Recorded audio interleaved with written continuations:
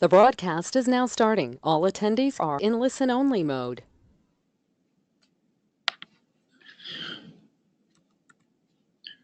Welcome to the latest in our series of WAN-IFRA webinars.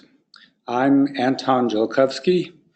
I'm managing editor at WAN-IFRA in Frankfurt, Germany. And our webinar today is entitled Lessons Learned from BBC's Global Editorial Transformation. Our guest today is Dmitry Shishkin, who is Digital Development Editor at the BBC World Service. Before we turn the microphone over to Dmitry, I would like to point out that we are still accepting registrations for Digital Media Europe in Copenhagen, which is the only truly European conference focused on digital revenue. It will be held on 10th and 11th of April. It'll be preceded on the 9th of April by a workshop with Kalle Ljungqvist about preventing churn in digital subscriptions. But back to Dmitry. He's originally from Moscow, and he has extensive experience as an editor with BBC News.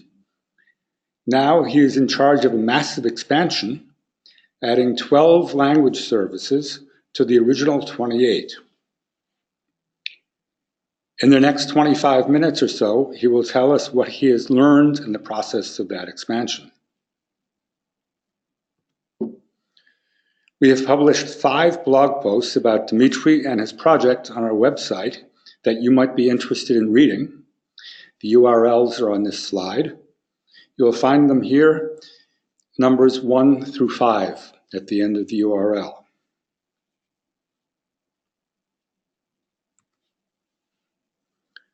At the bottom of the control panel on your screen, you'll see a panel for writing questions. Please write your questions there as the presentation is going on, and Dmitry will address questions after his presentation. So, without further ado, I turn the microphone and the screen over to Dmitry. Welcome. Thank you very much, Anton, and thank you very much for your interest.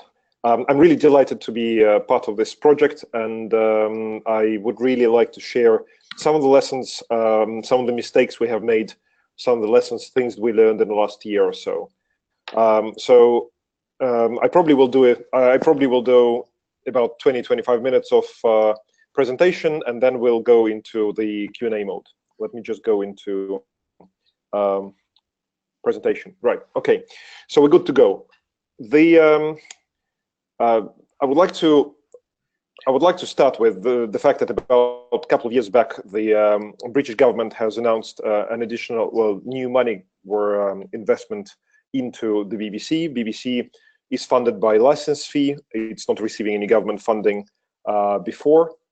And then BBC World Service, we were doing quite well, and I guess the government wanted to help us to reach big audiences around the world, to promote independent, impartial, unbiased journalism, and to help media in those countries as well. So the project which I have been asked to run is only 1/6 of the whole project, and I'm responsible for all of the digital parts of the expansion, whereas there are people who are responsible for specific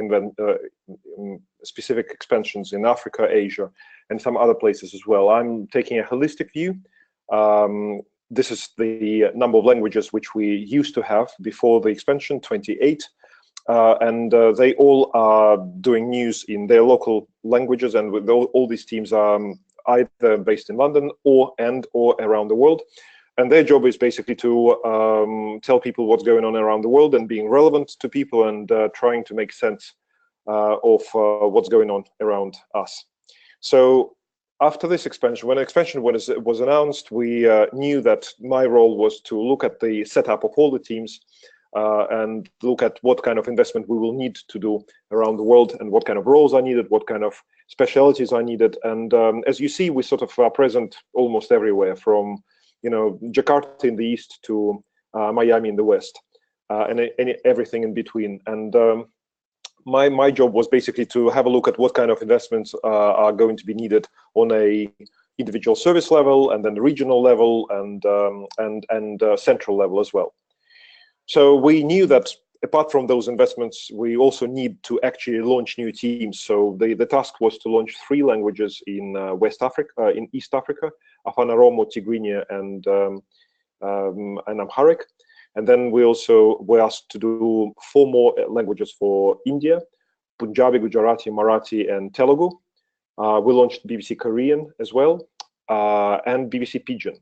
But that was not that. That's the slide needs updating, because we also have since then launched BBC News Igbo and BBC News Yoruba for Nigeria. And the last but not the least is BBC News Serbian, which is coming very, very soon. So before I go into lessons, I just wanted to tell you is that all the teams are very different, and all the teams are, they're ranging from BBC Arabic, one of the largest teams we have, to really small ones like BBC Azeri or BBC Sinhala, where they only have X number of shifts a day dedicated to digital. So the job of my team, and a few words about my team itself. So I'm running a team called Digital Development for BBC World Service, which is a team of about 15 specialists who are all specialists in various kinds of digital digital skills. So, and they all have one portfolio remit on making the whole portfolio be better at digital. So I've got 3 people dedicated to social media, and 3 people to digital video, people dedicated to data, and there are a few people like me who are generalists, who basically kind of try to have a look at the things that are happening holistically and try to help people change. So I guess, whereas in the past, my job was probably about 80% dealing with product and design and other teams, technical teams, and 20% editorial. But actually, as we get our technical and product set up in order, I am spending about 80% of my time in pure editorial change management. So so that means that, for example, structurally, it's really important for me to be part of all the languages set up. I belong to another BBC department, but structurally, I am influencing them by being present in their meetings and being kind of their peer of all the regional. All 40 teams that we run now are divided into 6 regions. And so these 6 regional editors are the people who I'm spending most of my time with in terms of what needs to be done and how things need to be done. And just to kind of make things clear to start with, is I am not pretending that I know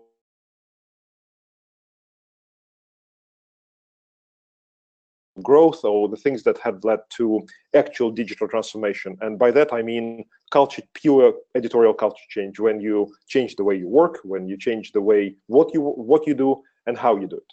So let's go straight into that. So the first thing, and obviously we are all in editorial, and the first thing that you always need to get right is content.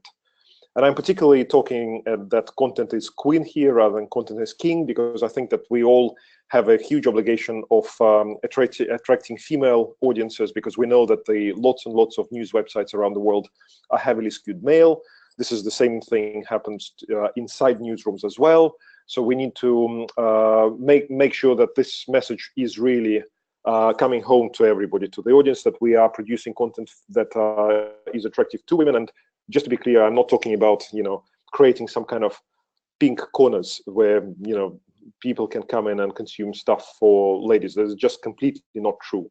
And this is one of the preconceptions, misconceptions that we really need to fight against or try to change. So content is queen for us is that we are trying to make content as relevant and as interesting to people around the world. And I'm going to show you the slide that is probably the most influential slide that I have seen created by our audience research team in the last couple of years.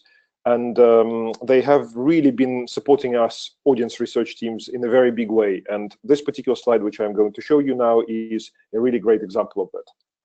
So what we have found out is that we have gone out into the world and we have listened carefully to people who are consuming international news, consuming them on international sites, on domestic sites. And we have learned really important thing, that actually there are 6 distinctive things that people are expecting from news in terms of their satisfaction. And interestingly, if you divide them all into 6 categories, and by the way, they are not meant to be equal categories. But update me, i.e. what we used to do in the past all the time, is just only one of 6 very, very important user needs. Apart from that, they are also, as you can see on the screen, they are giving perspective, the pieces that basically put the things in context of what's happening around the world. Educate me.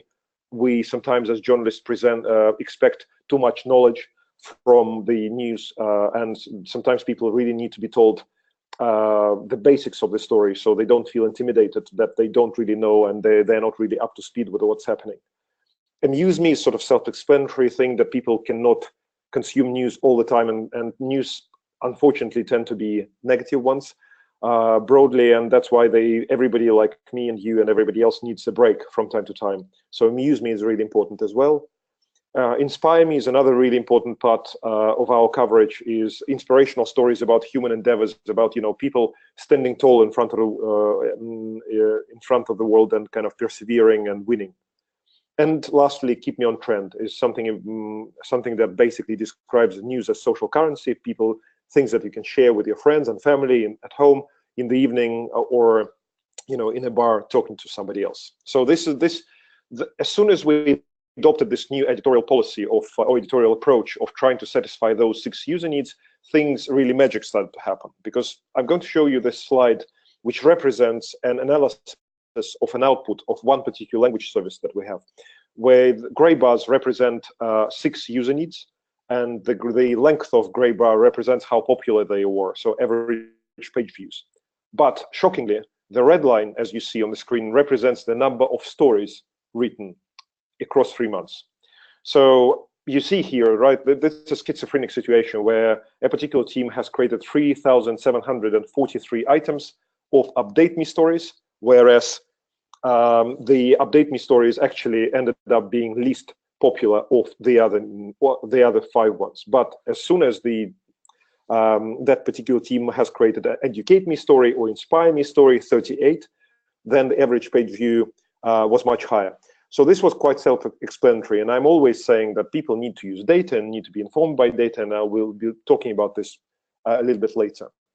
So I'm completely obsessed with data. I really think that we have done quite a lot in the last couple of years with languages at the BBC, where we have introduced data culture in the newsrooms, and it's never about bringing and being dictated by data. This is about being informed and educated by data. So we have introduced, when I talked earlier about some of the roles which were central, some of the roles which were regional, growth editors are roles that have been introduced on the whole level of the whole world service, and each region had their own growth editor or 2. So that means that in reality there are people, 6, 7, 8 people around the world who only care about growth together with editorial teams on the level of 6 or 7 teams. So that's great, and this is why it is great, because I'm going to show you a BBC Thai example. So BBC Thai in March 2017 were producing roughly about 100 stories a week, and they were kind of plateauing. They were not growing anywhere, and we were thinking, well, why? We had this suggestion or supposition that maybe if we were to pay attention to the quality of our stories a little bit better, then the audience will come. And this is exactly what happened. So across the year, we have using the experience of BBC East Asia Growth Editor, we have cut down the number of stories, the least popular stories, or the stories that have not been treated well in terms of the editorial angles and stuff. We then went down from about 100 to about 60, but which is aligned with orange dots. But as you see, the blue bars is the popularity overall unique browsers. So what we actually see, the number of stories went down, but the overall weekly unique browsers has gone up. And the question is why? Because we ended up spending much more careful time actually pitching every story and making sure that every story brought more value than before. And this is just one of the 3 quotes which I'm going to share with you during my talk, which I'm using all the time when I'm talking to editorial teams. Without data, you're just another person with an opinion. And it can't be more true. Editorial people, all of us are very opinionated about certain things, about angles and treatments and commissionings. But when you use data, you make your arguments just a little bit more powerful. So This is probably one of the most important things that we have done in the last several years. When you start your morning meeting with your editorial, with your data from the next day, from the previous day, and when you actually pay attention not to the stories that performed really well, but actually the stories that didn't perform well. That's really important, because actually the story that hasn't performed well was commissioned by someone, and we need to have a conversation. Another thing which I thought was really important last year was to build up our capacity in visual journalism. So, you know, all the things which range from like very easy charts and bars to really complicated chatbots and interactive maps and clickable guides, all those types of things. So we knew that by launching all these teams around the world, we actually are making it harder to make great, impactful visual journalism go to these teams and be spread around the world. Why? Because in the past, central team was satisfying the needs of 28 teams, and suddenly there are 40. So there is no need. There is, and I, as somebody who used to manage the workload of visual journalism team in the past, I always knew that, you know, you almost always had to say no because something else has already been commissioned. So what we have created is a network of visual journalism teams around the world, from Jakarta to London, and they all are satisfying the needs of several services at any particular time. So there is a team in Jakarta that looks after the needs of 6 teams. There is a team of Delhi that looks after more teams in India and South Asia. So that makes that actually the entry level into the commissioning is higher. And you can do lots of things because you can commission across languages as well. And whatever has been coded in one part of the world can be reused by developers and designers in another part of the world.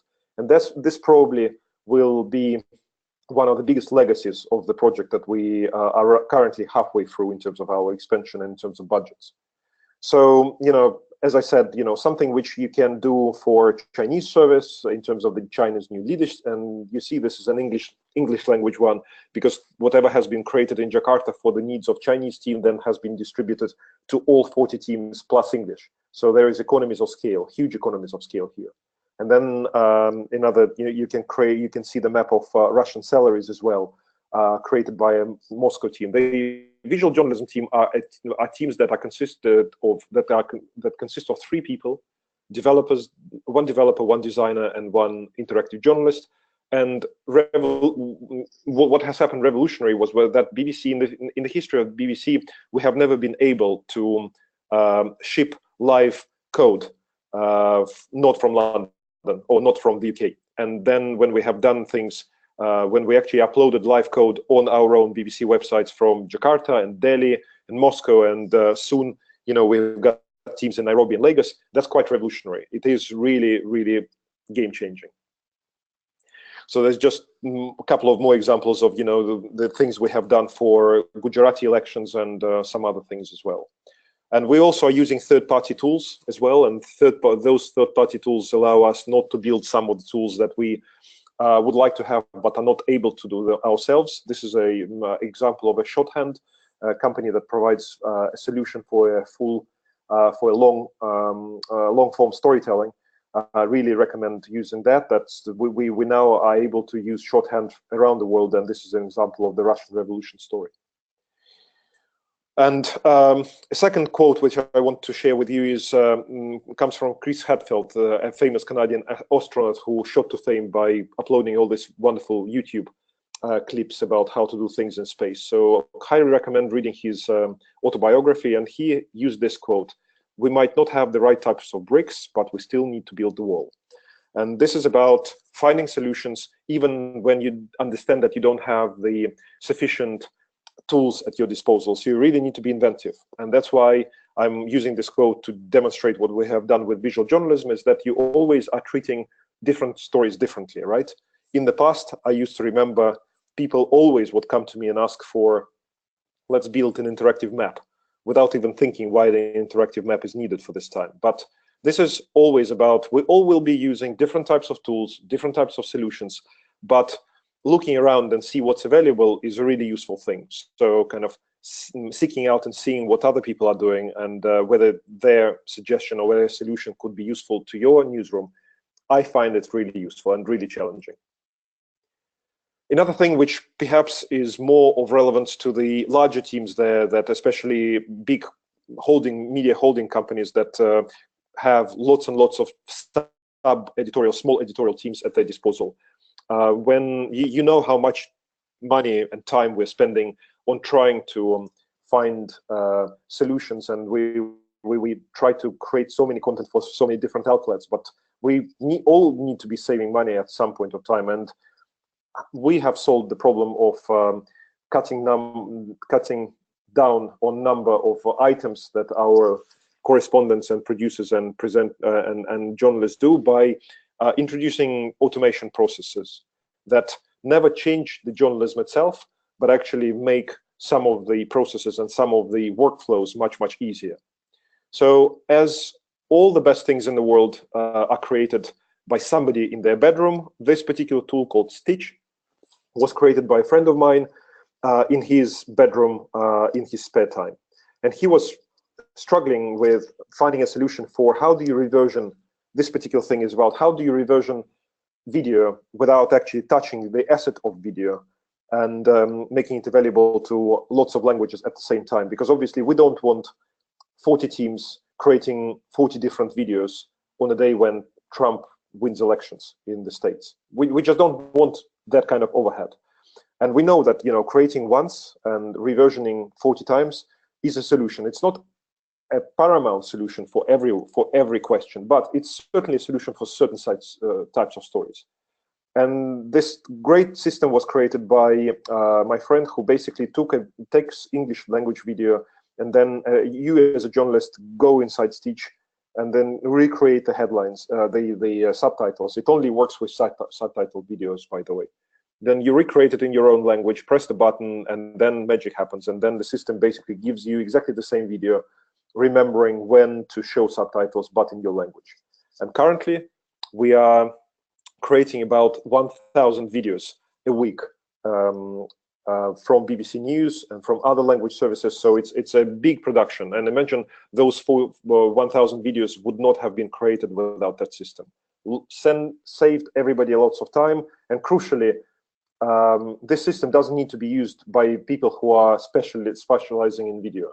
That means that actually people who are great at digital video, they can go and use their time properly creating their own original clips, whereas something which comes centrally to everybody can be reused by this system.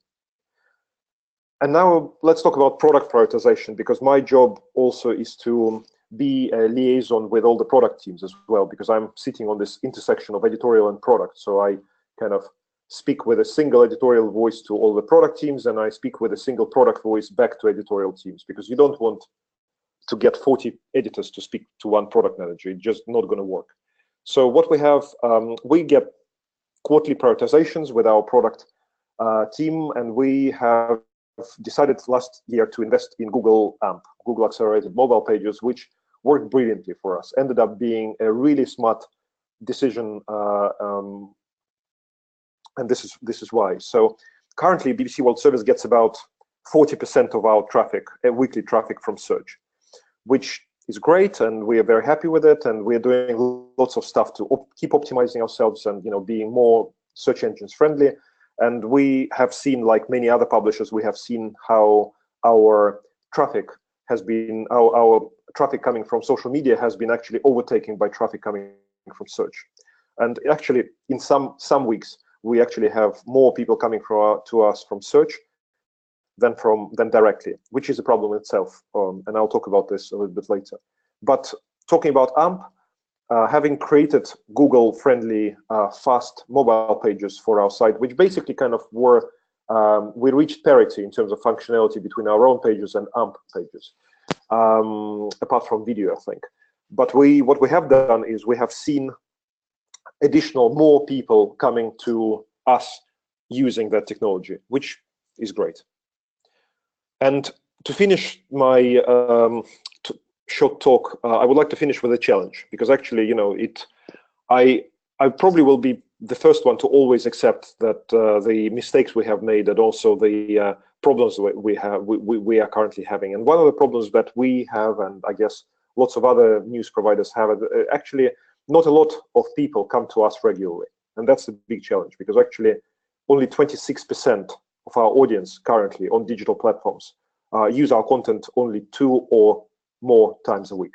So that means basically that 74% actually use us only once a week, which is not satisfactory, which is a challenge for us. And this is something which we need to work on, both using the product solution, some automation solutions, some, I guess, audience insights, audience research, but also, you just have got to be better at writing editorial better. Just to illustrate the point, the three boxes at the bottom of this slide is the segmentation between the audience. So the box on the left is the box of people who are only visiting once a week, and the different colored areas are the sources of traffic. So we can see that 43% of those who comes once a week come from search, then 20% from social, and 32% direct. But then as you move and the loyalty builds up in terms of the browsers visiting 2 or 4 times a week or visiting more than 5 times a week, then direct becomes the most important. And although we are very active on social media, we are very active on many platforms on social media, still we believe that our own platform is the most important one. So while building audiences elsewhere, the biggest task is to build audience on our own sites, and we only will be doing it by growing the loyalty of our audience, who come perhaps not often as they can, and we want them to come more often. So, and again, as I said, about 80% of my time is about editorial transformation, and one thing which always stays with us is that change, whether it is editorial or product or just life change, is hard. And we have become better at managing change. And because as far as we're concerned, imagine we are an organization that will have been doing radio for 100 years and TV for another 75 or whatever. And we have been doing digital for about 20 years now. And the most difficult thing about digital is it is constantly changing. So our teams, people who we help be better at digital journalism, we always need to accept that whatever has been true a year ago is likely to change in another year or faster. So, and to finish off, I would like to use my third quote. I am weaker than people who work around me, or rather than I need to be surrounded by people who push me higher. And that's why I really would like to be hiring people who know more about certain stuff than I do. And I don't necessarily agree with the end of this phrase in terms of leaving them alone. You really need to nurture people and manage people, and really need to be a good strategic manager for them, or strategic leader for them, but also actually a very good tactical manager for them as well. Because you really need to have good people, and everybody needs to be on the same page in terms of where you want to go. And your task as a manager and as a leader is to actually make it happen. And I wanted to use this opportunity to make you aware of the project which I have been helping with recently. It's about we, as people who run newsrooms and people who run businesses, we all need to have need to be led and managed by good people. So there is a project called Best Boss, which basically talks to really good people out there who are good managers and good leaders, and they talk and they give very practical advice about how to manage people better. And I think that all of us who are interested in digital transformation will need to be good leaders and good managers to the teams that we run. And I think that I am certainly learning a lot from all these people on a weekly basis. It's a project that runs for a year. I certainly will be reading it for a year, and I'm hoping that you will be able to find some of the good solutions there for you as well. So to finish it off, I think that the biggest takeaways and lessons for me from last year was about you are going to grow by addressing 6 distinctive user needs that are there around the world. You are using data to inform your editorial decisions. We have decided to decentralize creative process by creating more visual journalism teams around the world in many newsrooms. We have found the way to use automation that frees valuable time in newsrooms. And we always are trying to improve the SEO, both from the editorial and product side. So that's it for me. Thank you. Okay, thank you very, very much, Dmitry, for an excellent and very informative presentation. Now, I'm going to read off some of the questions that we've received during your presentation. From Lynn, we have a question that says, many digital newsrooms are being forced to cut staff. What should the digital priority be for a small newsroom? Well, it's a great question. So it's interesting because you always will need to have content. And I guess it's the first time or the first thing that goes is are some luxurious layers that you perhaps don't need to create content. And that basically always leads to only one thing, is to you keep upskilling your own stuff.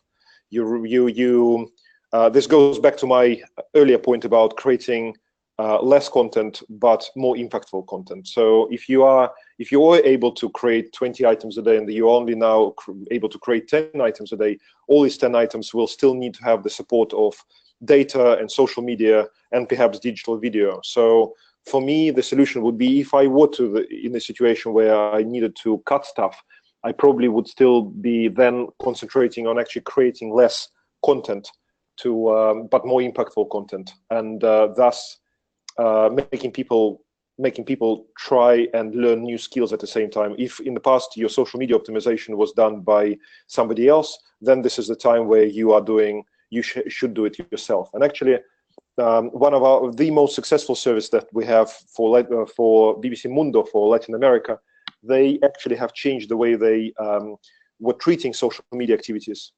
In the past, social media editor would be publishing absolutely everything on Facebook and on other accounts. But now, because we're using a company called Social Flow to optimize our social media queues and publishing, now it's the task of absolutely every single member of the newsroom to actually create teasers and submissions for Social Flow queue, and then social media editor comes in and kind of updates the queues and kind of manages it on a more strategic level. But the point I'm making here is that in the past, editors would not think about creating their own teasers for social media. Now they do. Same thing goes for data. In the past, people were just not paying attention to data, but if you can create lots of automated reports from the systems you have, then perhaps you don't need people who have been doing it on a more dedicated basis. But it's the biggest challenge, of course. Okay, thank you. Another question: how does BBC Worldwide go about sharing best practice among its many different newsrooms? What sort of So we're talking about BBC World Service because BBC Worldwide is a commercial organization that basically sells. It's our commercial arm, and it's a different thing. It's very easy to confuse them both. But I work for BBC World Service, and what we do with BBC World Service, I guess it's my team. My team exists specifically to tie together lots and lots of processes and best practice guides. And when I told you about my setup of my team. So for example, 3 people who work in social media for me, their job is not to publish anything on behalf of other languages. It's just impossible to do with 40, right? But what their job is basically to say, if you're using the CrowdTangle, what's the best practice of using CrowdTangle? If you're using Social Flow, what's the best way of doing it? If you're setting Instagram account, what we have learned so far, what is the best practice for YouTube? So it's exactly the same thing for digital video, exactly the same thing for data. And I think that actually, apart from tools that we use to create journalism, and then data and digital video and social media, these are 4 most important areas that I'm paying most of my attention to. In terms of, I just returned from Hong Kong this morning, in fact, where I spent 2 days with BBC Chinese team. And the reason why I went there is to discuss the digital strategy with them, how they work and what kind of things they need to prioritize. And my team travels a lot because obviously lots of teams are around the world, and there is nothing better than seeing people face to face and spending quality time with them and building those relationships with them. Because again, as I said, change management is all about your relationship with people who you are helping to change. Okay, thank you. The next question is, considering the importance of content, How do your journalists and editors balance editorial instinct with data insights? So editorial instinct is always, nobody has gotten rid of it. Of course, editorial judgment is the most important thing that any news organization can have, but it has to be insightful, right? You can just not say that I will just go with a story on a consistent basis, because it doesn't work like that in digital, because you can keep going with something that can be changed a little bit, but still can be improved. So that's why when I said that we have this internal system, really great internal system called Telescope, which basically pulls in feeds from Comscore and Social Flow and Chartbeat and all these things together. And basically, it's very easy to use. Every single person is meant to be using it, working in the newsrooms, and they need to see how their stories are doing. So in the past, we had this kind of radio mentality where you would publish a story and you would forget about it and move on to another story. But actually, everybody is now obliged to spend more time optimizing the story, say, an hour after it has been published. In that way, the existing story can be made to work harder. Like, for example, if the Chartbeat can tell you that for this particular time of day, for this particular location on your website, the story is not doing very well. So you go into the story and maybe you change the teaser image, or you change the headline or teaser text. Or sometimes it can say, well, actually, you're not getting enough social media traffic, so you go to your social media editor and you work with them in terms of maybe recirculating it again somehow. So editorial instinct, yes, absolutely, because that's what makes us editors, and that's, in fact, what probably will make us succeed in this really hard times, in terms of, if you're doing really great editorial and you know how to do it well in a digital way, you will succeed. So that's why introduction of data culture inside the newsroom is really important, because you still are going to do the stories you believe in, but then you will say, well, actually, we published this story, the whole of editorial team believed in it, but it tanked, didn't do well. So then you go and you start to understand why. It's really important, because otherwise, as I said, a person without data is just another person with an opinion. Okay. Alan, a participant, would like to know, what's the biggest mistake you've made in terms of digital transformation of the newsroom, and how did you remedy it? Well, there are plenty, and I'm really grateful for this question, because I actually prefer talking about mistakes, because everybody can talk about how great they are, and I don't think that we are great anyway yet. But the mistakes, there are several of them. So when we built the team, well, first of all, 2 years ago, we were really doing great on YouTube. And then we should have continued doing really great things on YouTube, but then we just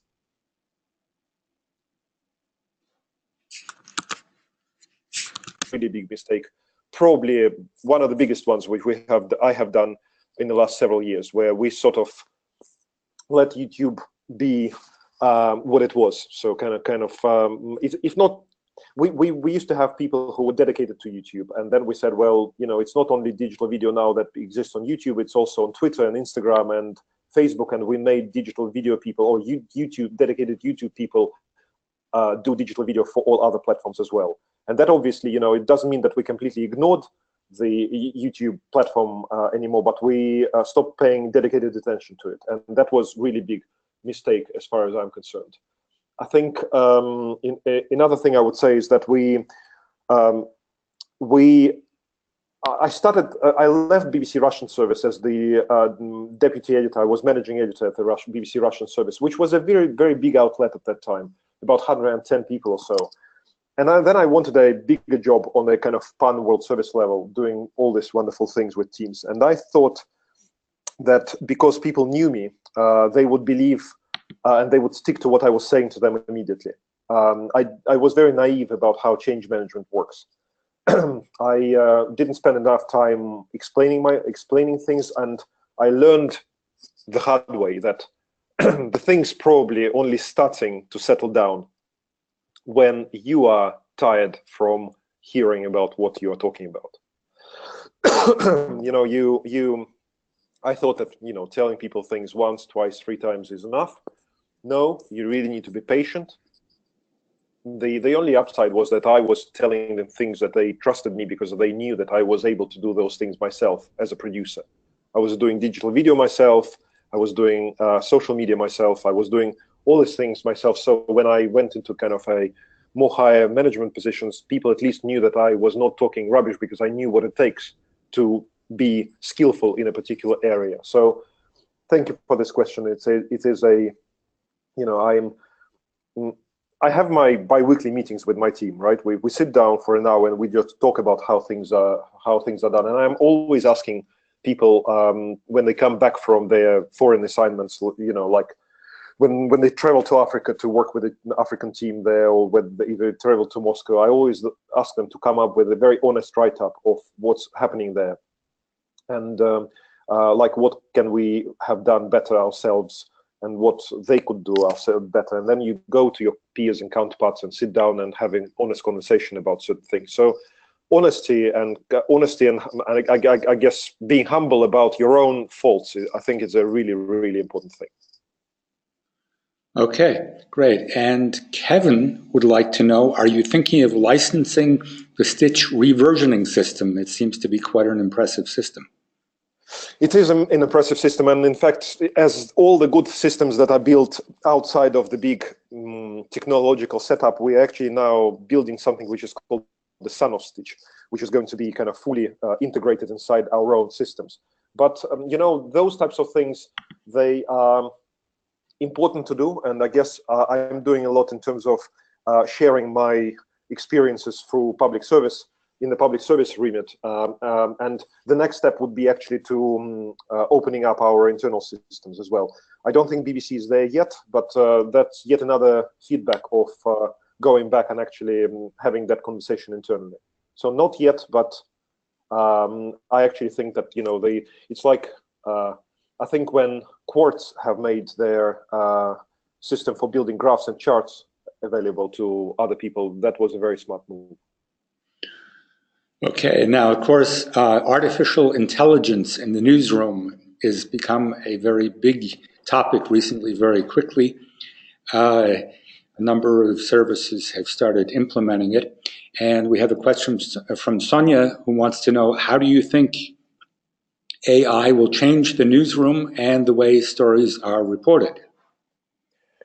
So I wish we have done more things with AI ourselves. You know, it's impossible to do everything at once, and I think that there are a couple of news organizations that are doing things very well using AI. And British news agency called Press Association is doing marvelous things about basically making AI analyze big sets of data, which are published by authorities, and creating automated reports based on that. And we knew those things have happened already in the past, like the sports reports and earthquake reports.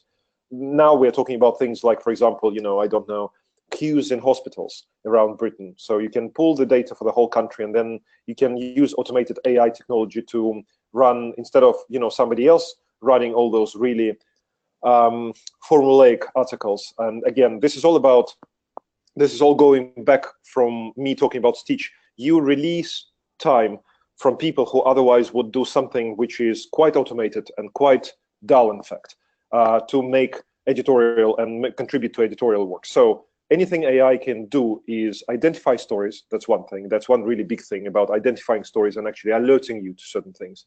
And then actually converting you, especially if you are in the newsroom, which is by default doing those types of stories, you know, financial reports, sports reports, those types of things. Those things can be done really well, very fast by computers. I can talk about very briefly about a couple of examples about that I have been part of. Yes, just give me 1 second for a second. I'm just, hold on. Thank you. Sorry about that. Just a unfortunate delivery time. Sorry about that.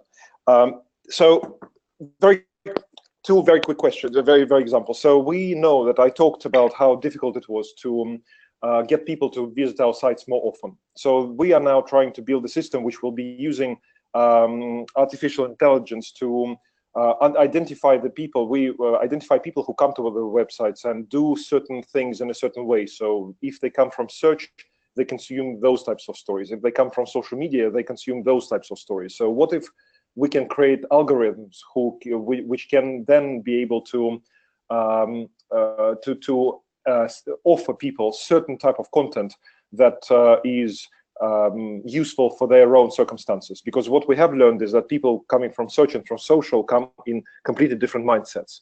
So computers or algorithms definitely should be able to help us with this. They should be able to identify those opportunities which we just are not able to process ourselves because of so much data involved. So this is one of the projects which we are definitely going to be developing next year. And then another thing, we have developed a system of automated translation, and which was linked to voice synthesis as well. So we were able to recreate a certain video which has lots and lots of people talking and narration and correspondence talking, and we were able to extract the data automatically, scrape the data automatically, translate it from one language to another. And we all know how difficult or how not yet satisfactory automated translation is, although it's actually becoming much, much better in bigger languages, like English to Spanish is excellent. I guess, Swahili to Tamil probably is not that excellent. But I guess the reason why I'm explaining this is that we have created a system which was using 3 automated technologies at the same time: voice-to-text technology, text-to-text technology translation, and then text-to-voice technology. So when we were buying synthetic voices and were instead of going to the studio and asking somebody else to record something for you, you can then basically open up a drop-down, select the voice you like, and assign the voice to a certain piece of text, and that text will turn into audio. So again, you have economies of scale. You take an English language video, and after 20 minutes of work or whatever, half an hour of work, you have exactly the same video, but revoiced using all these automated technologies. And I have to say that actually this was a struggle. This was really a struggle to actually get editorial people to understand why those things are needed. First of all, there is fear factor, because people think that computers will come and take our jobs, which is going to be true to some extent in some jobs. But again, I don't think that creativity will be replicated by machines very quickly. Automation will absolutely be something that computers will start doing. But I think going back to my initial answer, this is about people being afraid of automation, but they shouldn't, because actually all it will do at some point of time is release useful time, very valuable time for you to become journalist, to be journalist and actually create the stuff that you are very, very interested in creating. Okay, change management. The human factor. Do you have any major advice on change management, especially dealing with people who are weary of constant change and who find themselves with less and less time and fewer resources? Do you have any good books you could recommend, or examples, people you find have great insights into the situation? You know what? There is a really great colleague of mine, well, a friend of mine who I met last year. His name is Minter Dal. And what I will do is, off the back of this presentation, I will go on Twitter and I will tweet a link to his book. I'm yet to read it myself, but it has just been nominated or has gone into the top 10 of business change management books. And he's a really good speaker, and he's an author himself, and I'm really looking forward to reading that book a lot. I have also, when I did WAN-IFRA event in November, I also have used the slide of 5 books that I like the most in terms of how technology changes our lives and how we need to be prepared. That I can dig up that tweet and I can retweet it again with some of the books. I don't have them handy, but going to the core of your question is the main question here is that if business believes in something, and that change management always has to be a part of a core task for the business itself. Because if you want to change, then you can't just treat it as a sideline. In the same way how in the past, if you remember, when we started doing social media, or indeed when we started doing digital, if you were in TV newsroom or radio newsroom, digital people were just this kind of weird people sitting in the corner. You can't treat change management like that. So I find the most important thing is that you always need to have your stakeholders completely committed to running a change management project. If you don't have your stakeholders bought in, then nothing will happen, ever. That's point number one. Point number two is that, or point number 1.1, I guess, is that when you talk about your stakeholders who are bought in into the change project, there are two layers that have to be absolutely bought in. One level above you and one level below you. So if you're a change agent, if you cannot hire somebody like, if you cannot create a team like mine, for example, another link which I'm going to tweet is a tweet about so-called bridge jobs, because I'm doing a bridge job. I'm bridging many gaps within the organization, the way I see it, and this is really important. But if you don't have people like me, for example, or my team, you then become change agent yourself. And when you are change agent, things only will go your way if there are two things in place. If your boss is completely and demonstrably supporting you, if your boss is somebody who is publicly acknowledging your job and the importance of your job, that's really important. That I remember when I was managing editor at the Russian service, I spent about 6 months to 9 months putting together radio newsroom and digital newsroom together as one operation.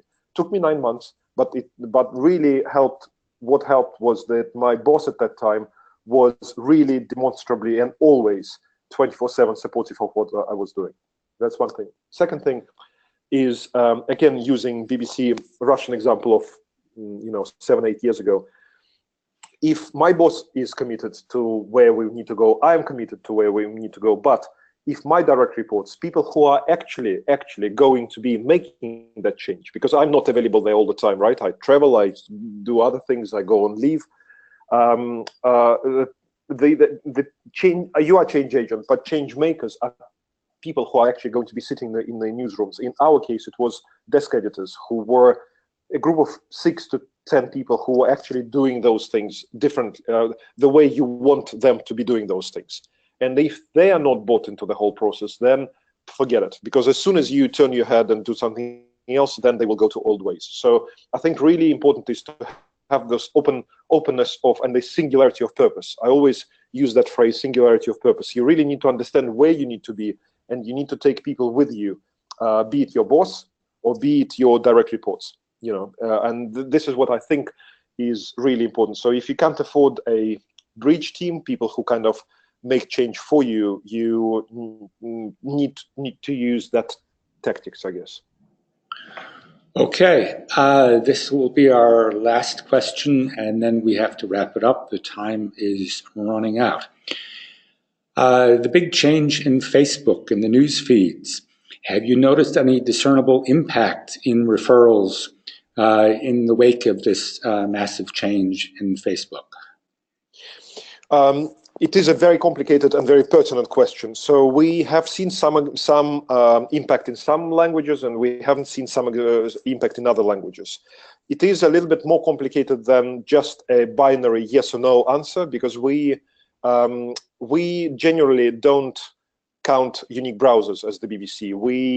We do count them, but we pay more attention to actually people's number. And people's number, as you know, is a deduplication of browsers who are exactly the same people but using different devices, for example. So when you take people, the way, just to describe it quickly, we count people who come to our own website, and we count people who come to social media. And then we can't just take two numbers and put them all together. There has to be some kind of deduplication formula applied to it, because some people use both platforms, of course.